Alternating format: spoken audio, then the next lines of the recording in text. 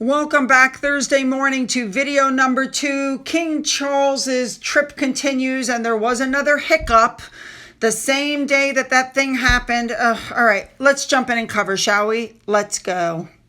All right, really quickly, I wanted to start with this because after what that Lydia Thorpe did, the police put up a tweet that she had been banned from the area. I love it. All right, we're moving on to the next day. Now, it's the last day of their tour of Sydney, and Charles met a survivor of what they call Australia's stolen generation.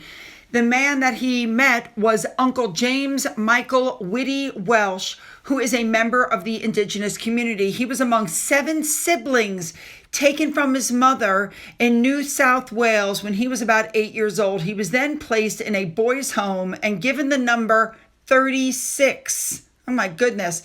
He gave Charles a hug and said, you know, I'm not much of a handshaker. To which the king said, hugs are good. Very nice. So he says, I was there at the boys' organization. And according to the articles, tens of thousands of children were taken away from indigenous families over several decades to be brought up either in institutions or fostered out to white families. I don't understand what that was about or why they would do that. Anyway, this man who was wearing that hat and who has worn it apparently since he was a teenager said that it was good that the king was there and he appreciated the fact that the king hugged him back. He said, you know, I had a good feeling about him. I got the feeling he's somebody who genuinely cares, and I wouldn't mind sitting down and having a yarn with him, to be honest, and tell him everything that's happened and how to help the children coming up for a better future. Now, the king also saw some dancing. This took place at the National Center for Indigenous Excellence in Sydney. And the king, as I reported to you earlier, also took part in another smoking ceremony. I love that.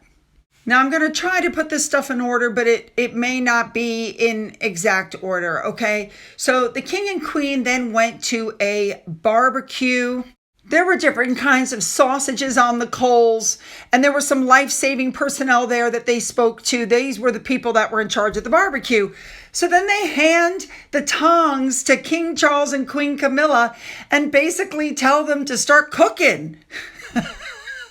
People said it was the cutest thing, that they just fell all in love with the two of them watching them do that. No, also at the barbecue, they were able to look at some sheepdogs and some other stuff. You know, there were other events going on there that they were able to go around and take a look at. It looks like they had a great time. But I'm glad the king was able to show that he knows how to, what do you guys call it in Australia? A Barbie? He knows his way around a Barbie. All right, moving on. So next up, the king and queen were headed to the Sydney Opera House. There was a huge crowd. Some pictures were captured of a sniper up on top of the sails of the Opera House. Yeah, I bet. Yeah, wow. Okay. I wouldn't get up that high, but okay. So anyway, they're getting ready to meet the public right outside the Sydney Opera House, and somebody decides they're going to deface a very famous statue of Queen Victoria in the Sydney City Centre. They threw red paint all over it. Somebody please explain to me what the part of that was about. All you did was deface a valuable statue that now they have to spend money cleaning. It mattered not. King Charles and Queen Camilla didn't see it, and they didn't know anything about it, so you wasted your time and your effort. The police estimated there were over 10,000 well-wishers in the area, more than 3 times the expected estimate. They waited 4 to 5 hours to see the king. Some were wearing crowns. One lady held up a sign that said, "My king." Somebody else said, "We love you, Charles." I mean, it was very obvious that they were getting the kind of love and, adoration that they were expecting. Even when their official convoy, the article says, showed up, there were loud cheers from the crowd, but the real roars, they said, were saved for when they appeared as a tiny speck at the top of the landmark just below the sails because they posed for their, tourist snap before they started walking down. Now, Joanna Lumley was the first person to greet them there. King Charles had met her previously. There was a reception at Buckingham Palace in November of 2023 to mark 60 years of the Disasters Emergency Committee. There was a lot going on. There were flyovers. Somebody was flying a huge, British flag. I mean, it was just amazing what all was going on. Now, somebody from Sydney handed the king a piece of timber made from Australian blackwood and cedar from his Highgrove home. There were flash mobs. It was just amazing. There was one little girl. She was so excited after she met the king. It was just amazing. But yeah, they got a great reception, and I'm glad that they did, especially after what had happened with that senator earlier on. I just thought that was terrible. Do you know that the article talks about a woman who flew in from the Philippines to see the king? And she said she kissed him on the hand and said, "I love him so much. I pray for him every day." It was just, I'm just so happy they had a good experience here. Thank you to Red Milad Sauce for showing us everything the Queen was wearing at this time. Now, while they were in the harbor, the King and Queen conducted a fleet review of the Australian Navy warships. The ships were there in the Sydney harbor. Oh, love it.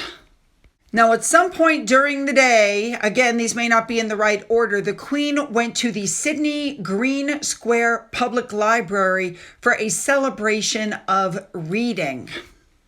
I hope I'm saying this right. The Queen was met by the Honorable Prudence Carr, who is the Deputy Premier of NSW and NSW Minister for Education and Early Learning, who said it was really exciting to show some of the students the Queen, that, she was really in her element. She sat down with students from local schools, going from table to table around the room. She talked directly to the children who read out their work. Apparently, they read out their own stories.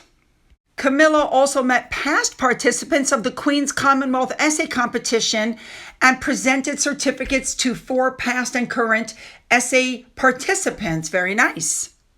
I'm really glad that she was able to fit some of these kinds of events in, because we know what a big thing this is for Camilla. So I'm really glad to see her, out doing her own thing separate from Charles. Now, I must say, people were really wowing in that gorgeous blue dress she was wearing. And a big thank you to Red Milad Sauce for showing us everything that she was wearing. Now, another place that the Queen went to was a place called OzHarvest. And when she got there, and she was greeted, by the way, by the Governor General of Australia, she put on one of their yellow aprons. She went into the kitchen, which is smaller than they're saying those in Australian homes, and she helped pick through some of the flowers and, to cook the food. And she asked, "What are we having for lunch?" And they said, it's food that it was past the expiration date that otherwise would have gone to waste. And it's crispy potato hash made from rescued potatoes with some other stuff. So the Queen sits down and they gift her a brooch made of it was like a little silver spoon. It was the most prestigious order ever bestowed by Australian Food Rescue Charity, the Order of the Teaspoon. And it happened at the restaurant. And the Queen said, "I'm going to wear this with pride." And then she met a parrot on the way out that wouldn't talk to her. All right, next thing. Now, while all that was going on, the King was at an environmental roundtable discussion of his Sustainable Markets Initiative, and that took place at the Admiralty House. The next thing that happened was the King launched the Australian version of the King's Foundation. It's going to restore and become the custodian of a historic estate called Hillview Estate in New South Wales. I think that's pretty cool. So Charles unveiled the plans for the King's Foundation Australia at a special reception that also took place at Admiralty House. I'm having trouble saying that. And then, of course, he revealed the plaque. The inspiration was taken from the way that they redid Dumfries House, which we know is the 18th century mansion in Scotland, where that now acts as the King's Foundation headquarters. And it was saved in 2007 by a consortium led by King Charles when he was the Prince of Wales. So and initially, we know it was set the Prince's Foundation. Now it's the King's Foundation. So really cool. And finally, King Charles went to Sydney's Melanoma Institute, Australia, where he heard about immunotherapy research for patients with skin cancer, which is one of their country's most common cancers. He heard about how the advance in treatment could help patients with other kinds of cancer. So I think the king was very interested in this. And of course, they called the king courageous for sharing his own cancer diagnosis earlier this year. So when this was all over and they both finished their engagements, it looks like the Queen changed clothes and then they posed with several people, including the Australian Governor General and her spouse and members of the Australian police force while they were still at the Admiralty House. And then it was time to go. They headed to the Sydney airport because they're heading to Samoa. So I'm going to cover that part of the trip tomorrow. Because this video is already super long. So, they said goodbye to everybody. They climbed the stairs very carefully. They turned, they waved, and they flew off to their next destination. All right. Love it. Oh, really quickly, a big thank you to Remoulade Sauce for showing us the last outfit that Camilla wore on her last trip there. All right, you guys, you know what to do. Hit the like and the subscribe button and the bell for all notifications. Go down into the description box where you'll find the links to my Twitter, my Gettr, my Rumble, my email, my Patreon, which is currently paused, my Amazon wishlist, and a physical address. For those of you who've donated to my coffee fund, thank you so much. And as always, you guys, have a great day.